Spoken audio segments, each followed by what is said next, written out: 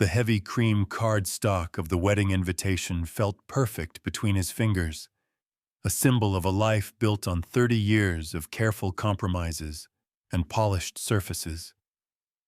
Then Mark saw the name handwritten on the guest list, a ghost from her past that didn't belong in their son's future, and the silence in the kitchen became deafening. It wasn't the invitation that broke him. It was the casual cruelty of her expecting him to just accept it. If you find yourself drawn to the quiet storms that tear apart perfect families, stay with me. There are truths here that we usually only whisper about in the dark, and I'd love for you to witness what comes next. The kitchen island was a slab of cold, white marble, scattered with the debris of a high society wedding. RSVP cards, ribbons in shades of sage and ivory, and the finalized seating chart for the reception.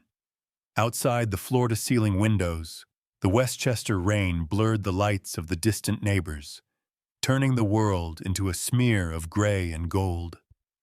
Mark Ellington stood by the wine fridge, the hum of the compressor, the only sound in the room. He poured a glass of Cabernet, the liquid dark and heavy, and walked back to where his wife, Elena, was hovering over the seating arrangement with a gold fountain pen. "We need to move the Hendersons," Elena murmured, not looking up. Her reading glasses were perched on the end of her nose, a look that usually made Mark feel a warm sense of familiarity.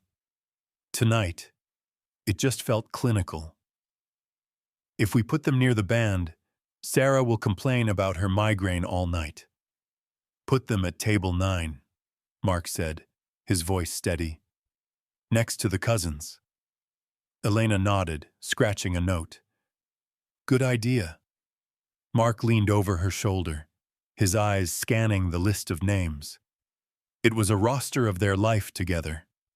Business partners, mutual friends, their son Leo's college roommates. It was a map of 25 years of shared history. And then, his gaze stopped. Table 4. Julian Vance. The name sat there, innocent in Elena's looping cursive, yet it hit Mark with the force of a physical blow. He didn't blink. He took a sip of wine, letting the tannins dry out his tongue, buying himself a second to breathe. "Julian," Mark said. It wasn't a question. Elena didn't flinch. She kept writing, though the tip of her pen paused on the paper for a fraction of a second too long. "Yes.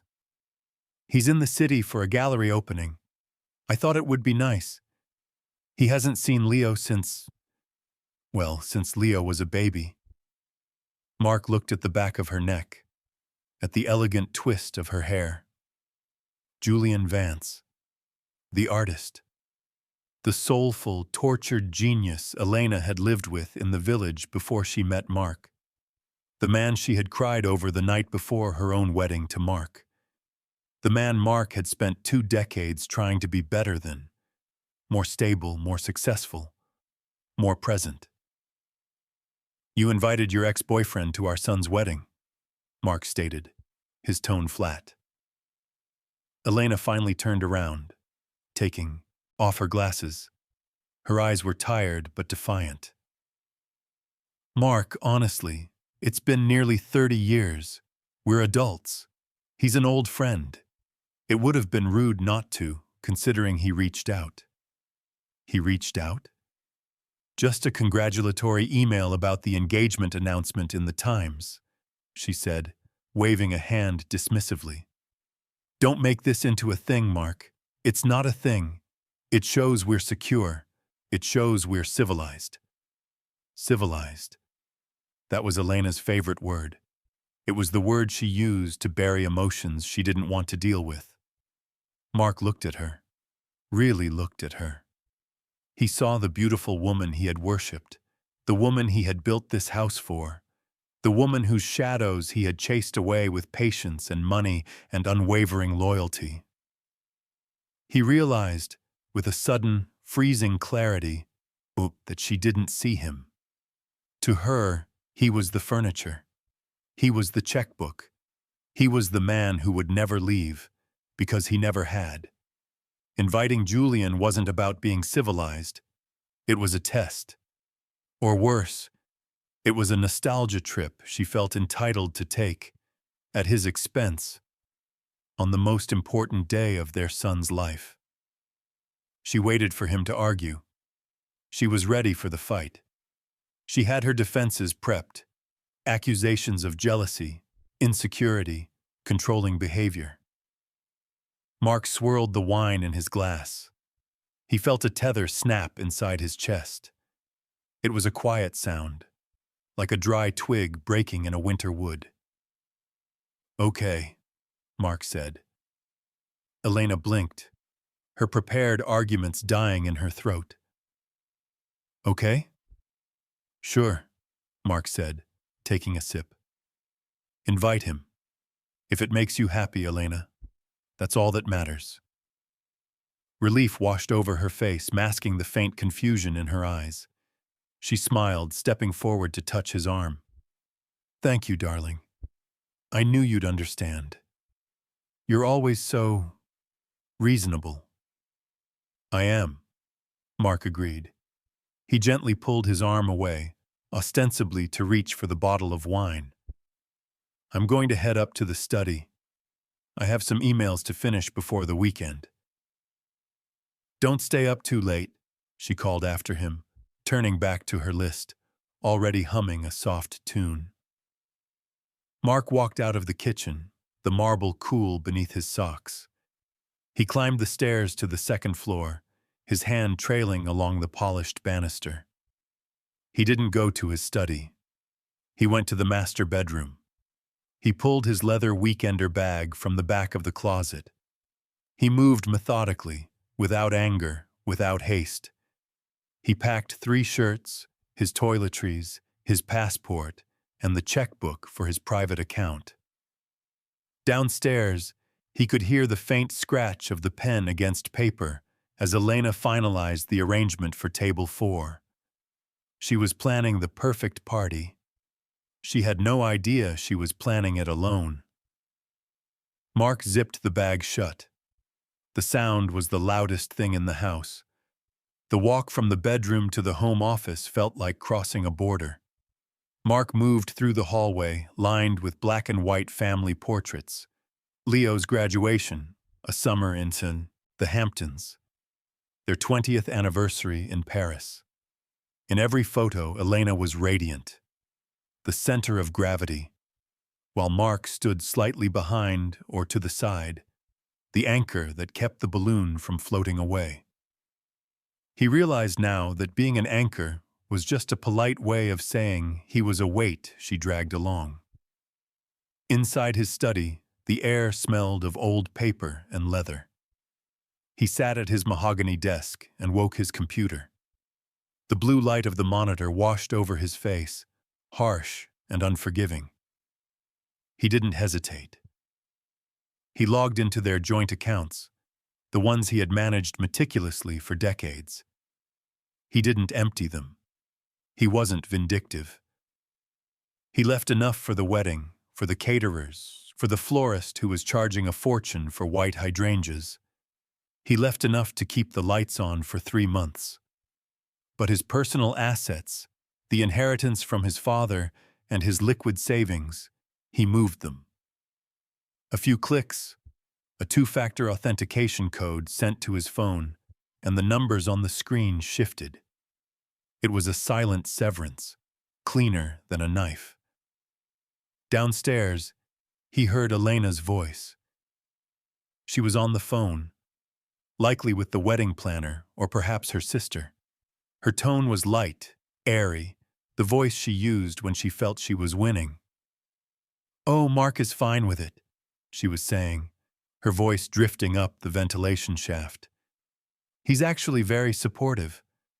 We're in a good place, really. It's important to show Leo that the past doesn't have to be heavy." Mark closed the laptop. The past doesn't have to be heavy. He stood up and took his wedding band off. The ring had always felt a little tight, a constant pressure on his fourth finger that he had mistaken for grounding. As he slid it over the knuckle, the skin beneath was pale and indented, a ghost of the gold that had been there for 30 years. He placed the ring on the center of his desk, on top of the stack of unpaid bills he usually handled on Friday nights. It looked small and insignificant there, just a circle of metal that had lost its magic. He picked up the leather weekender bag and walked out. He descended the back staircase, avoiding the kitchen where Elena was holding court with her invisible audience. He moved through the mudroom, the sensors detecting his motion and bathing the room in a soft, amber glow. He put on his raincoat, the fabric rustling softly. The garage was cold. His car, a charcoal sedan, sat waiting. He threw the bag into the passenger seat, his only companion for the night. As he keyed the ignition, the engine purred to life, a low vibration that traveled up his spine. He hit the button for the garage door. The gears ground slowly, lifting the heavy barrier to reveal the wet driveway and the dark, slick road beyond. He didn't look back at the house.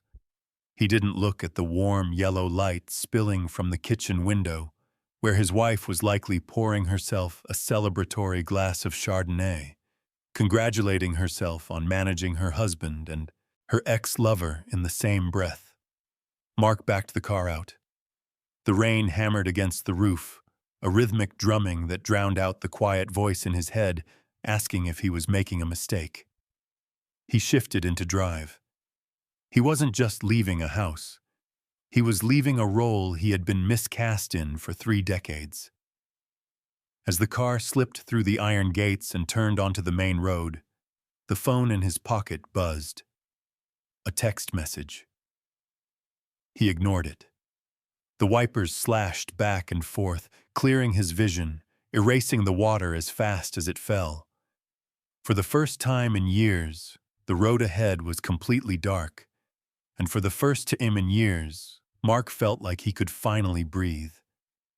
He drove toward the highway, the red taillights of the car fading into the mist, leaving behind a perfect home with a very expensive, very empty space at the head of the table. The silence in the house the next morning was different. It wasn't the peaceful quiet of a well-ordered suburban dawn. It was heavy, distinct, and total. Elena woke to the cold expanse of the California King mattress. Mark's side was undisturbed, the duvet perfectly smooth, the pillows uncreased. She sat up, brushing a strand of hair from her face, annoyance already prickly in her chest. She assumed he had slept in the guest room, a passive-aggressive punishment for the Julian invitation. It was childish, she thought, checking the time on her phone. 7 a.m.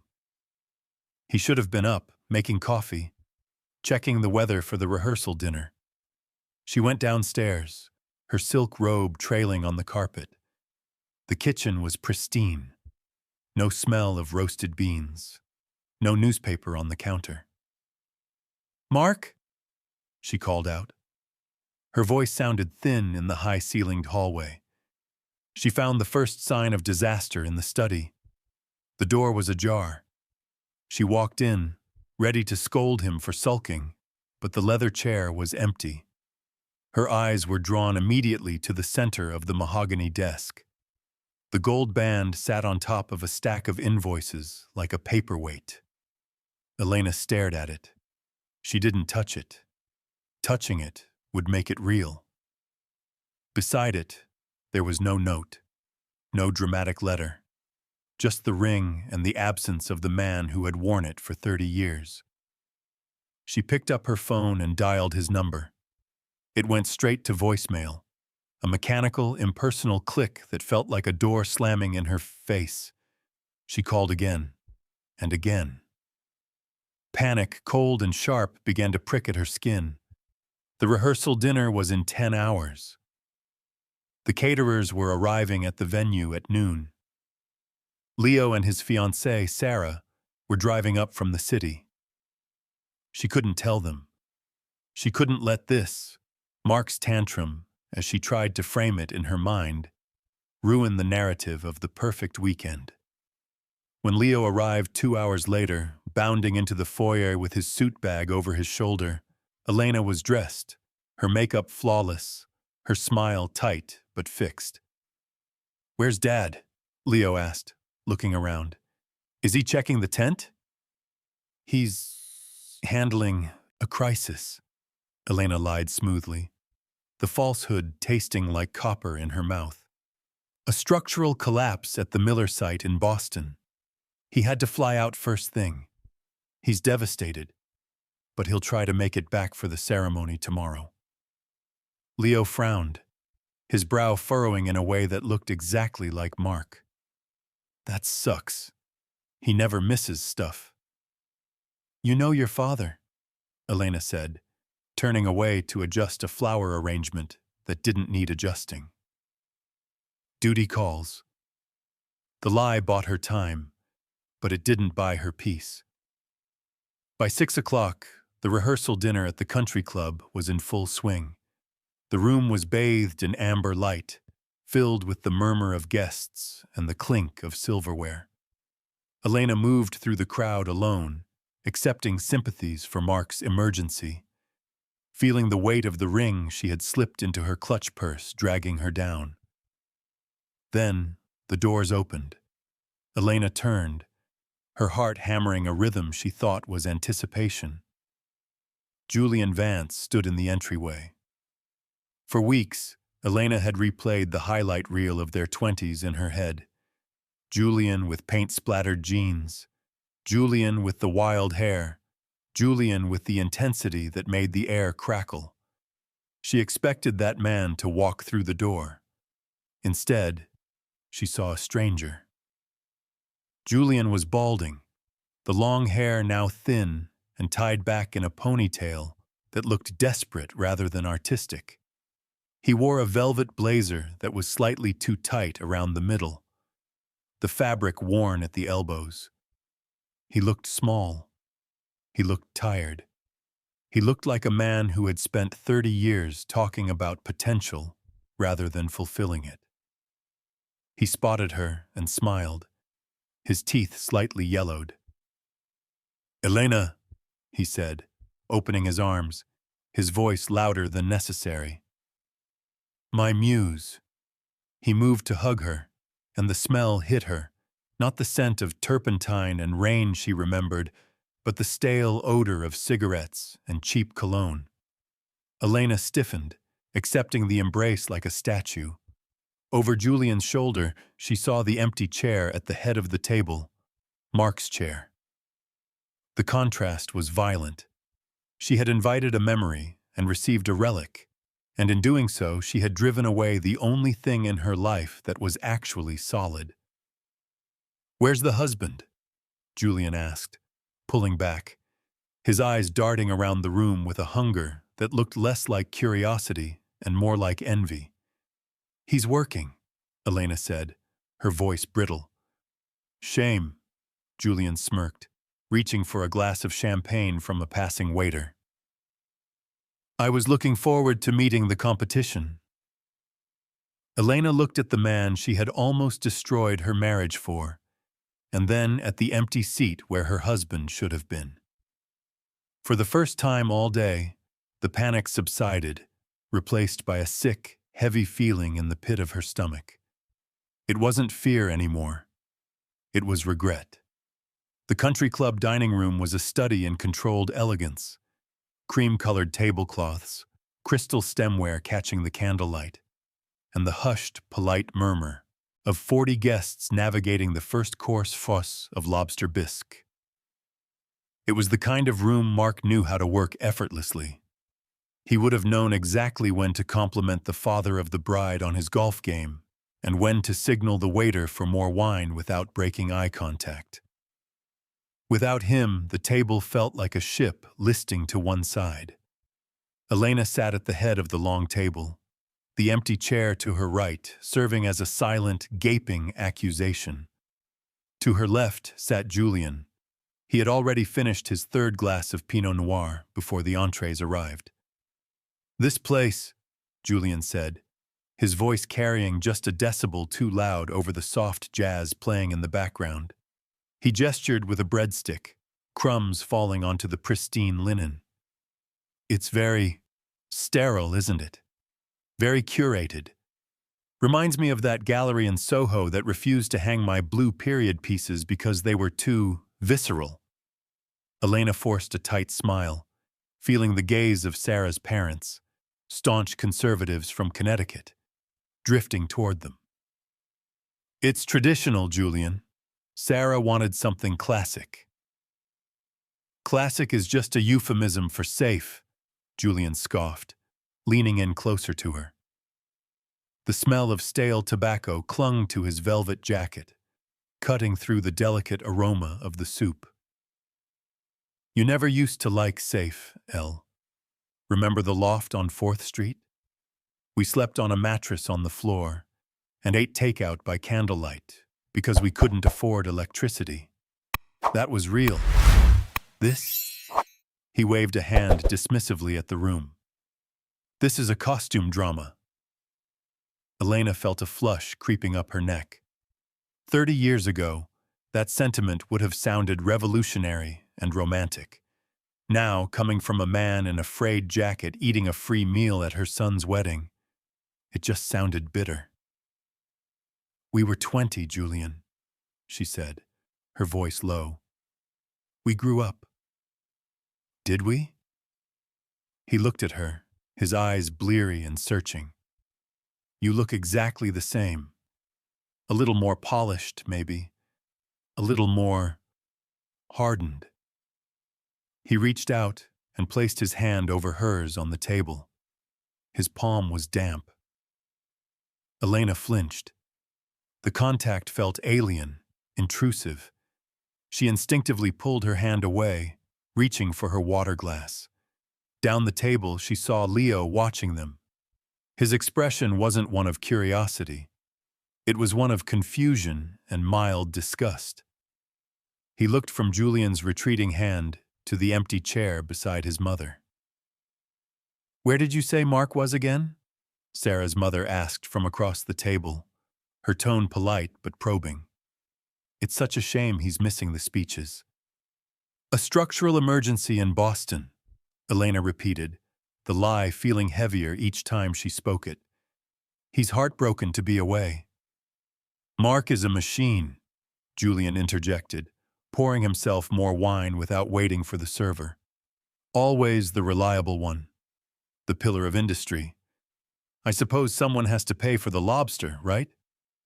The table went silent. It was a crude, jagged remark that tore through the veneer of politeness.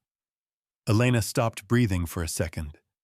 In the past, Mark would have diffused this with a self-deprecating joke, absorbing the insult to keep the peace. Mark would have smoothed the edges, but Mark wasn't there. Elena stared at Julian, seeing him clearly for the first time in decades. She didn't see the tortured artist she had sacrificed for art. She saw a man who was insecure about his own choices, projecting his failures onto the man who had raised his son. "Mark is in Boston because he takes his responsibilities seriously," Elena said, her voice sharper than she intended, cutting through the silence. "Something not everyone understands." Julian blinked, surprised by the bite in her tone. He retreated into his wine glass, muttering something about bourgeois values. Elena looked down at her plate. The bisque had gone cold. A terrible, hollow ache opened up in her chest, not for the man sitting next to her, but for the silence of the man who wasn't. She realized then that Mark's quiet presence hadn't been boring. It had been a shield. And without it, she was completely, terrifyingly exposed. The morning of the wedding arrived with a relentless, blinding sunshine that felt mocking after the previous day's rain. The bridal suite at the hotel was a hive of aggressive femininity, clouds of hairspray, the hiss of garment steamers, and a playlist of upbeat pop songs that made Elena's head throb. She stood by the window, clutching a mimosa she hadn't taken a sip of, watching the staff set up the white folding chairs on the lawn below. Every chair represented a guest who would soon be asking where Mark was. "Mom?" Elena turned. Leo was standing in the doorway of the suite. He wasn't dressed for the ceremony yet. He wore a t-shirt and jeans, looking younger than his 26 years. His face, usually open and easygoing, was pulled tight with tension. "Leo, darling," she said, forcing a brightness into her voice that felt brittle. "You should be with the groomsmen.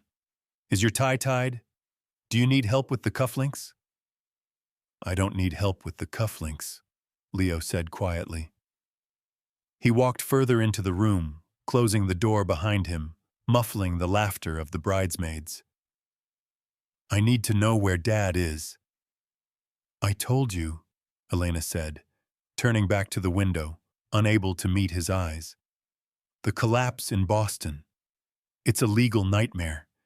He's trying to— "Stop," Leo said. It wasn't a shout, but it stopped her cold. "I called his assistant, Mom. I called Sarah. There is no project in Boston. The Miller site finished 3 months ago." Elena froze. The glass in her hand tilted dangerously. She set it down on the sill with a clatter. "He's not working," Leo continued, his voice shaking slightly. "Dad would never miss this. He didn't miss my little league games when he was running 3 mergers. He wouldn't miss my wedding unless something was wrong. Did he leave?" Elena turned to face him. She saw the fear in his eyes. The fear of a child realizing his foundation is cracking. She wanted to comfort him, but to do that, she would have to admit she was the wrecking ball. "We had a disagreement," Elena admitted, the words feeling like stones in her mouth. "About the guest list." Leo laughed, a short, humorless sound. "About Julian? You fought about Julian Vance?" "It's not just about him," she defended, her posture stiffening. "It's about trust, Leo. It's about your father being unable to handle my past. He overreacted. He's making a scene by not being here." "He's not making a scene," Leo corrected her, his eyes cold. "He's making an exit. You invited the guy who broke your heart to the wedding paid for by the guy who fixed it. What did you think was going to happen?" "I thought we were adults," she snapped. "Dad is the only adult in this equation," Leo said. He ran a hand through his hair, looking at the floor. "If he's not there when I walk down the aisle, I don't know if I can forgive you for this, Mom." He turned and walked out. The door clicked shut, leaving a silence louder than the chaos outside. Elena stood there, trembling. The accusation hung in the air, heavy and suffocating. She grabbed her phone from the table. She needed to fix this. She needed to tell Mark to stop being dramatic, to get in the car, to save her from this mess he was allowing to happen. She dialed his number. Her thumb hit the contact name Mark. Mobile. It didn't even ring. "The customer you are calling is not accepting calls at this time. Please try again later." She pulled the phone away and stared at the screen. Not voicemail. Not a busy signal. Blocked. She tried the house landline. No answer. She tried his office line. Voicemail. She stood in the middle of the luxury suite, surrounded by flowers and tulle, holding a device that connected her to everyone in the world except the one person who mattered. A wave of nausea rolled over her. Mark hadn't just left the house. He had severed the connection. He wasn't negotiating. He wasn't waiting for an apology. He was gone. And downstairs, the string quartet was beginning to tune their instruments. The string quartet transitioned into Pachelbel's canon, a melody so overused it usually faded into the background, but today it rang out with piercing clarity across the manicured lawn. The guests rose. A sea of pastel dresses and linen suits shifted, turning toward the aisle. Elena stood in the front row. To her right, the white folding chair reserved for the father of the groom remained empty. A single white rose had been placed on the seat by the wedding planner, a placeholder that looked disturbingly like a memorial. She kept her chin high, her hands clasping her clutch so tightly her knuckles were white. She could feel the whispers behind her, a low hum of speculation that the music couldn't quite drown out. "Where is Mark? Is he coming? Did you hear about Boston?" Then the murmuring changed pitch. It wasn't the confused, buzzing of gossip anymore. It was a ripple of recognition. Elena turned her head, just a fraction, breaking the protocol of the front row. Mark was there.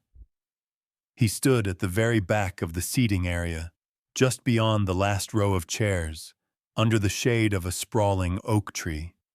He was wearing his tuxedo, the one he had bought for this day months ago, but he looked like a visitor from another world. He wasn't rushing down the aisle to apologize. He wasn't signaling for an usher to show him to his seat. He stood with his hands clasped behind his back, his posture military straight, his expression unreadable. He looked at the altar, where Leo was standing. Leo saw him. The tension in the young man's shoulders dropped instantly. A look of profound relief washed over the groom's face, and he gave a small, almost imperceptible nod to his father. Mark nodded back, a slow, solemn gesture of support. It was a private conversation across 50 feet of grass, a connection between father and son that completely excluded Elena. She felt a surge of desperate hope. He came. He was here. He would walk up the aisle now, slip into the chair beside her, and take her hand. They would weather this. He would save her. Elena caught his eye. She widened her gaze, pleading, tilting her head slightly toward the empty seat next to her. It was a silent command. "Come here. Sit with me. Don't do this." Mark looked at her. For 30 years, Mark had looked at her with adoration, with patience, with frustration, and occasionally with exhaustion. But he had always looked at her. Now his gaze slid over her face as if she were a statue, a piece of the set decoration. There was no anger in his eyes. There was no heat. There was just a vast, terrifying indifference. He didn't move. He didn't step forward. He shifted his gaze back to Leo as the bride appeared at the top of the aisle. The ceremony began. The officiant spoke of love, of endurance, of the promise to forsake all others. The words felt like physical blows to Elena. She sat alone, the empty chair beside her acting as a force field. Every time the officiant mentioned partnership, the absence of Mark's hand in hers became a glaring spotlight. Behind her, somewhere in the rows of friends and distant relatives, Julian was watching. She could feel his eyes on the back of her neck, heavy and suffocating. Yesterday, his attention had been what she thought she wanted. Today, it felt like a stain. She looked back at Mark one last time as Leo recited his vows. Mark was smiling, a genuine, tearful smile of pride directed solely at his son. He looked dignified. He looked free. And Elena realized, with a jolt that nearly made her gasp aloud, that he wasn't standing in the back because he was late. He was standing in the back because he no longer belonged in the front row of her life. He was a guest now, and she was the host of a party that had just ended. The reception tent was a cathedral of silk and light, illuminated by chandeliers suspended from the high canvas ceiling. The air was thick with the scent of expensive perfume, roast beef, and the metallic tang of adrenaline that had been coursing through Elena's veins for 12 straight hours. She moved through the tables like a ghost, her smile fixed and lifeless. She accepted compliments on the flowers, the wine, and the ceremony, deflecting the inevitable questions about Mark with a practiced vagueness. He had to leave. Urgent call. He sends his love. The lies were becoming thinner, fraying at the edges like cheap fabric. She found herself standing near the edge of the dance floor, watching Leo spin his new wife around to a soft ballad. They looked impenetrable, locked in a bubble of shared devotion. It was the kind of look Elena vaguely remembered receiving, but had stopped noticing years ago because it didn't feel dangerous enough to be exciting. "They look happy," a voice slurred slightly beside her. Elena didn't need to turn to know it was Julian. He had been hovering in her periphery all night, drinking heavily, emboldened by the open bar and the conspicuous absence of his rival.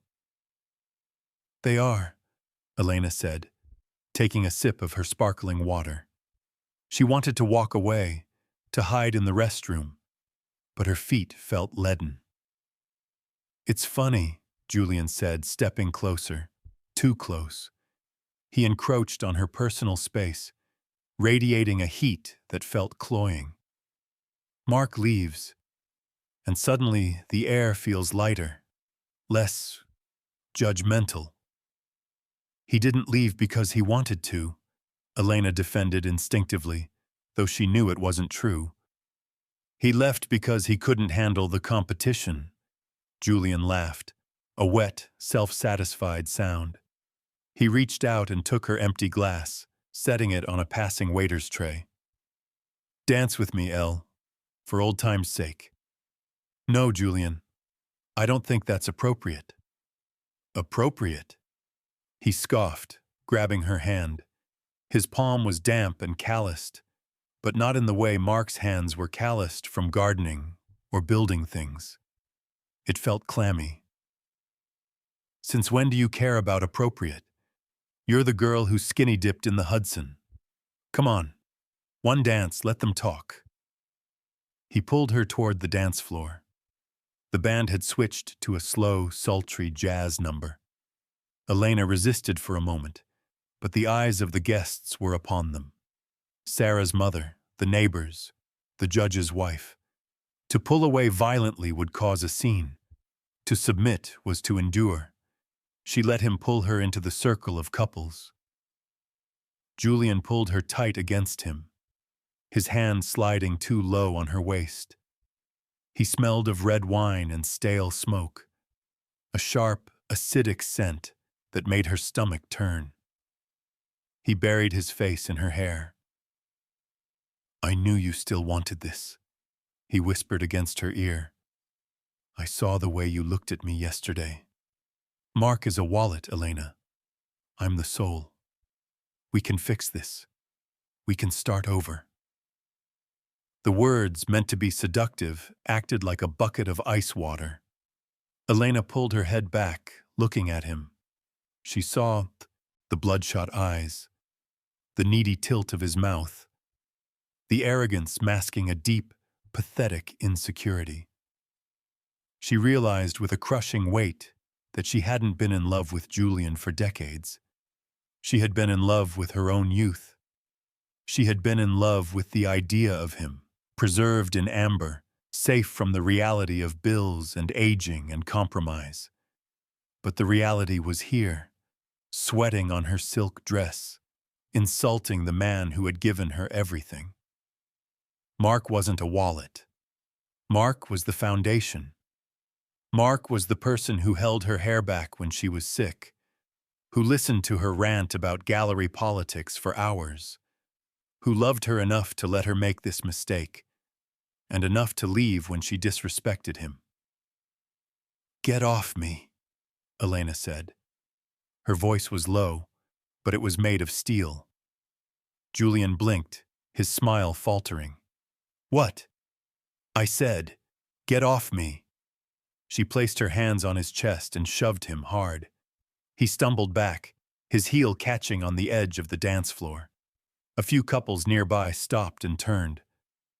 "Elena, don't be a prude. You're not a soul, Julian," she hissed, her voice trembling with a sudden, purifying rage. "You're just a mistake I forgot to correct. Go home." She turned her back on him, leaving him standing there, mouth agape, looking small and foolish under the expensive lights. She walked fast, her heart hammering against her ribs. She cut through the crowd, ignoring the whispers. She needed to find Mark. She needed to tell him she got it. She finally got it.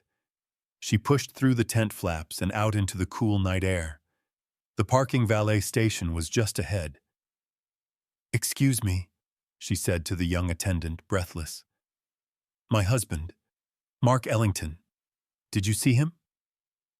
The valet looked at his clipboard, then up at her with a sympathetic grimace. "Mr. Ellington?" "Yes, ma'am. He picked up his car right after the ceremony ended." Did he say where he was going?" "No, ma'am," the boy said softly. "He just tipped me and said to tell the bride and groom he's proud of them. He drove off about 2 hours ago." Elena looked at the empty driveway, stretching out into the darkness. The red taillights she had imagined chasing were long gone. The silence of the estate was vast and indifferent. She was the winner of the argument, the host of the party, and the loneliest woman in the world. The envelope arrived on a Tuesday, delivered not by the regular mail carrier, but by a private courier who asked for a signature with a polite, professional detachment. It was thick, heavy, and bore the letterhead of a firm in Manhattan that Elena recognized. It was the firm Mark used for his fiercest corporate litigations, the ones where he never lost. Elena sat at the kitchen island, the same spot where she had written Julian's name on the guest list 6 weeks ago. The marble was still cold. The view of the garden was still immaculate. But the silence in the house was no longer a temporary pause. It had become the new tenant. She slit the envelope open. There was no handwritten note, no letter of explanation. Just a stack of documents titled, "Petition for Dissolution of Marriage." She flipped through the pages. They were fair, devastatingly, insultingly fair. Mark wasn't fighting her for the house. He wasn't fighting for the art collection, the furniture, or the stocks. He was giving her almost everything material, as if he were paying a final invoice to clear a debt so he never had to think about it again. Irreconcilable differences. The legal term looked sterile on the page, failing to capture the reality of what had happened. It wasn't that they couldn't reconcile. It was that Mark had simply opted out. He hadn't screamed, he hadn't thrown a vase, he hadn't demanded she block Julian's number. He had just said sure, and vanished. Elena looked up at the empty kitchen. For weeks, she had tried to reach him. She had called his office only to be redirected to his attorney. She had driven to his apartment in the city, only to be turned away by a doorman who had been given strict instructions. She had even asked Leo to intervene. "He loves you, Mom," Leo had said, his voice tired over the phone from his honeymoon in Italy. "But he respects himself more. You humiliated him. He's not coming back." She stood up and walked to the living room. The house was perfect. It was a museum of their life, curated by her, funded by him. She looked at the painting over the fireplace, an abstract piece she had bought 10 years ago, Mark had hated it, but he had bought it for her birthday because it made her eyes light up. She thought of Julian. He had called her twice since the wedding. She hadn't answered. The charm of the tortured artist had evaporated the moment she realized that his chaos was not a lifestyle choice, but a character flaw. She didn't want the past. She wanted the boring, reliable, steady warmth of the husband she had taken for granted. She walked to the large bay window that overlooked the driveway. It was raining again, a soft gray drizzle that blurred the world outside. She realized now that her mistake wasn't just inviting an ex-boyfriend. Her mistake was believing that Mark's love was an unconditional resource, a well that would never run dry no matter how much poison she poured into it. She had treated his dignity as a renewable resource. She looked down at the papers in her hand. The last page required her signature. Elena uncapped her pen. The ink flowed smoothly, just as it had on the wedding invitation. She signed her name. The scratch of the nib against the paper sounded loud in the empty room. There was no climax, no sudden realization that it was all a bad dream. There was just the quiet, heavy truth of a house that was too big for one person, and the echo of a door closing that she knew, with absolute certainty, would never open again. She capped the pen, placed the papers on the side table, and sat down to watch the rain fall on the perfectly landscaped garden that Mark had designed and that she would now have to look at alone.